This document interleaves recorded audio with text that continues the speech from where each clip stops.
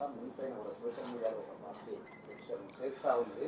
ఈ మంత్రి భూముల వ్యవహారాల్లో తలదూస్తున్నారని చెప్పి స్వయంగా ఆయన కుమారుడి పైన కేసు అయిందని చెప్పి పెద్ద ఎత్తున విస్తృత ప్రచారం చేస్తూ ఉన్నారు.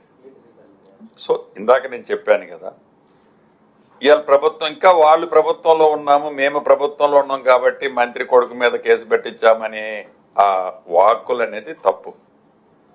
మేము ప్రభుత్వంలో ఉన్నప్పుడు పారదర్శకత అనేది ఒక మనిషి ఒక కంప్లైంట్ ఇచ్చినప్పుడు ఆ కంప్లైంట్ ని పోలీసులు రిజిస్టర్ చేయడం సహజం.